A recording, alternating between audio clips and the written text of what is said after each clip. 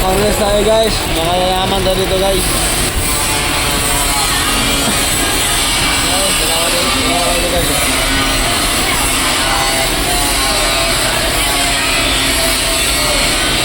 Shoutout dyan, yung mga welder. Buhay welder. Medyo may kahirapan. Guys lang. Tumibay lang.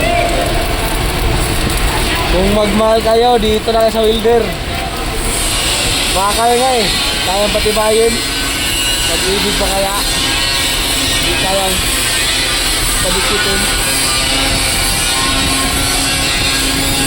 Ayun, ayun. Maraming pag-ibig yan na pinatibay. Iniste. Marami palang babae pinadikit. Minsan lang pinatibay. Dito ang sagot trabaho niya. Talagang matibay. Pulido.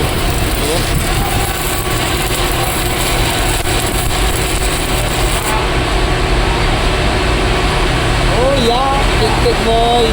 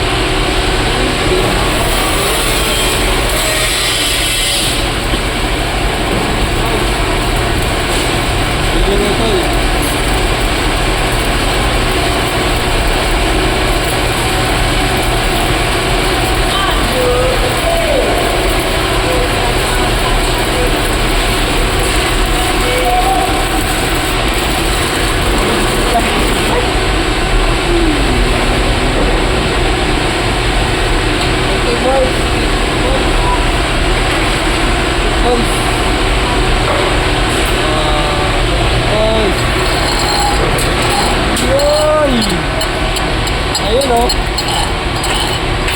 Ayun o.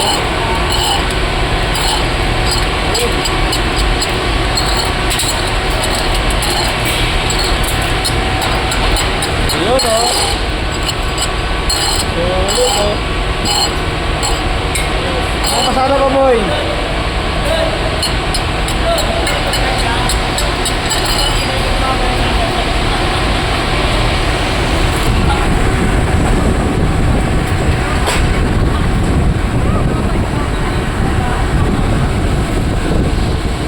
Makita ang malo.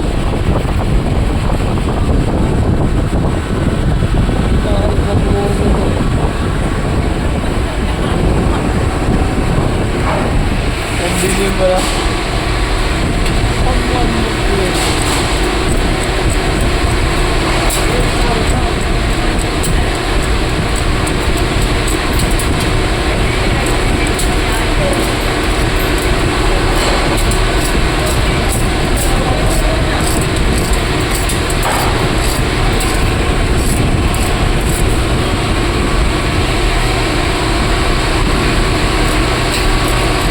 Sa mga welder dyan,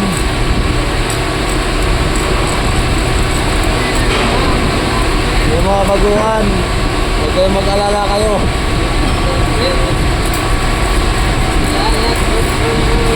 Yung nahihirapan niya sa umpisa lang yan.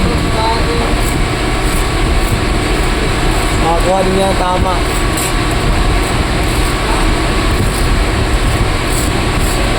Ayan o.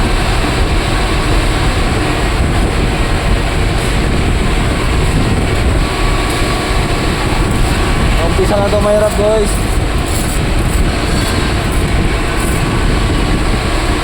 Ang pagiging welder talagang mahirap sa umpisa.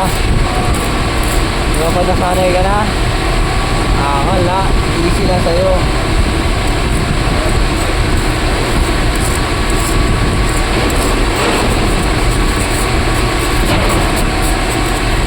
Maglalagay ko biyansa dahil sa kumpanya maraming bida-bida. Baka isa kayo doon sa matipuan niya.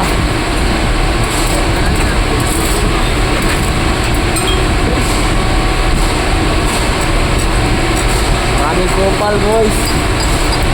Kahit sa kumpanya, maraming kupal na mga kasama. Buti ingat lang.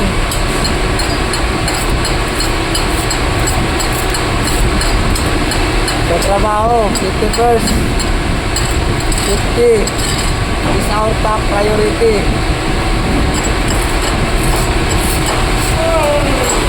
Dahil ang safety, hindi na yung galing sa safety engineers natin, kundi nasa ating mga sarili.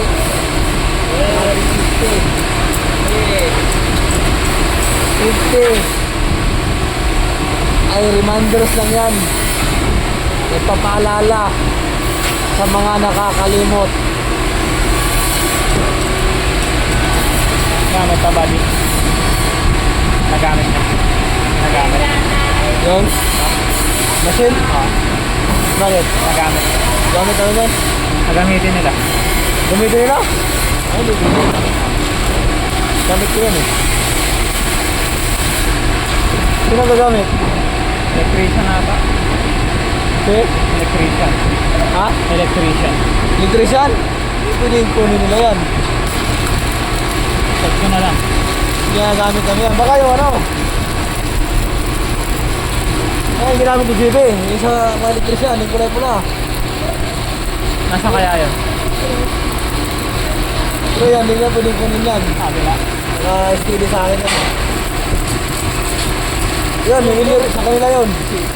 Yung kulay pula.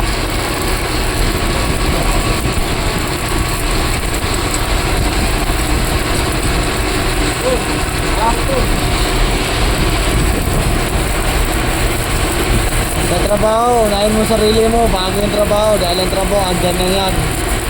Hindi na uubos yan. Dahil mo kaligtasan mo.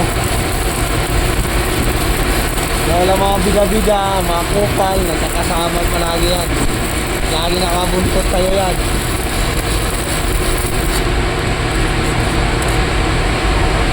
At dito sa trabaho, kailangan makapapasensya mo. Huwag mong gayahin yan. Init yung ulo. Dahil hindi talaga maiwasan magkaroon ng misunderstanding sa kasamahan.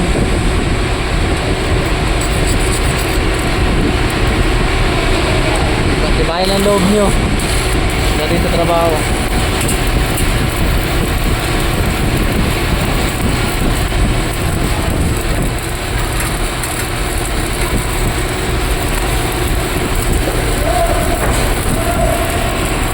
Mula dito, unsit mo ito, trabaho ito, unsit.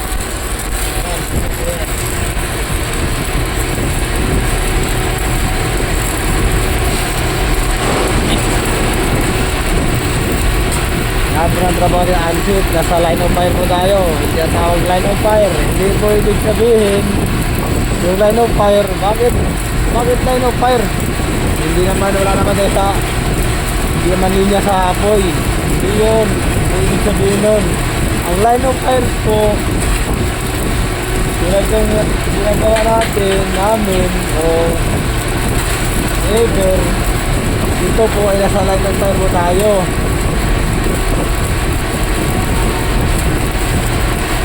So dito, dito po na to, line of fire po ang tawag dito. Sa line of fire po tayo.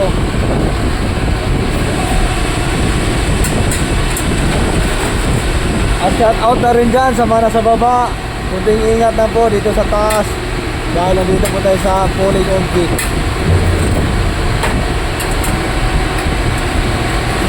Ang gumagawa sa taas, gumagawa din sa baba. Ingat. Baka may mga malalaglag na mga kunting natin alam. Tama sa matatamaan. Shout out sa mga pasaway. Shout out sa mga pasaway, lalo na to. Pasaway talaga yan. Sumasagot yan kahit kanino. Walang patawad yan.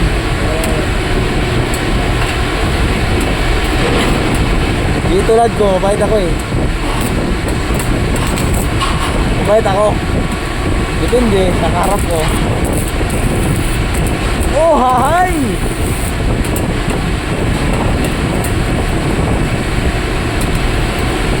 Lahat naman mabait eh. Depende lang talaga sa harap. At depende rin paano mo i-handle ang sarili mo sa kanila.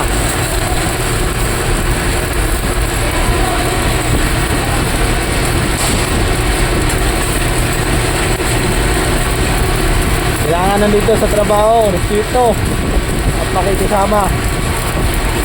Tulad ng sinabi ko, nagdidepende rin sa tao.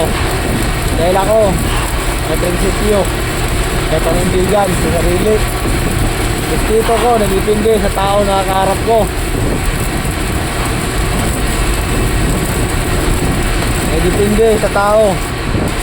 Kung supal, ay labas ako dyan.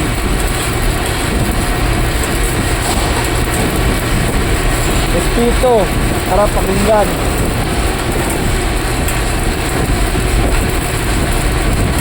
Masama kung abusuhan, aabuso ka.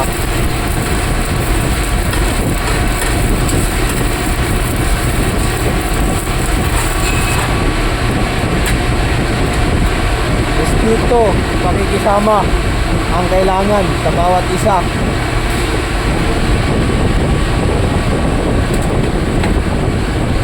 Parang trabaho mo lang yan. Pag di mo nirespeto yung trabaho mo, hindi mo magagawa ng maayos. Yun na yan.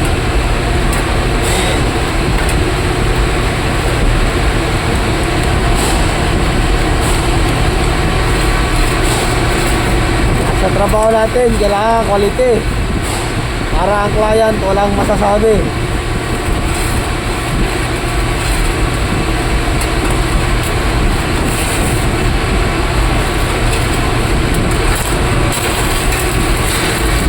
At yun ang kailangan sa ating mga boss, quality. Dahil pag hindi, ay malamang sa susunod na project, malamang sa malamang hindi ka na kukunin mo nila dahil gawa mo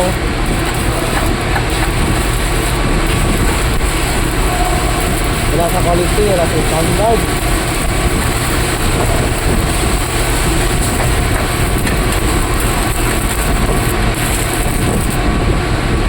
Tulad yan o, yan, tulad yan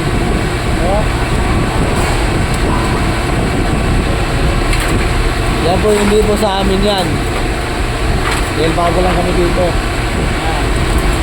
Baka maya sabihin nyo galit eh, wala, kahit tao yan namin ha, sinamper na namin yan kasi parang bahay ng ano yan eh, bubuyog. Hindi sa amin yan.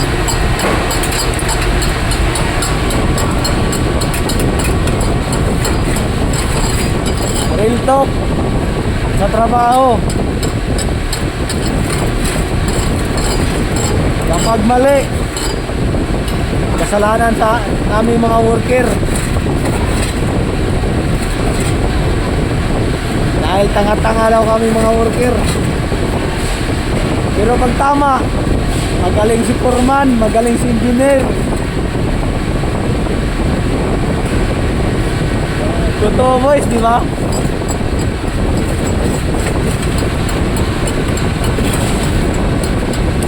Ang matatamaan, ticket na lang.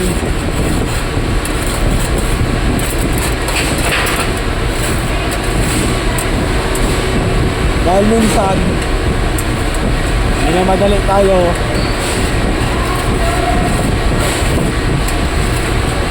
At pag nagka-aberya, isisi sa atin. Ganun yan sila. Pero kung tutuusin, kasalanan nila.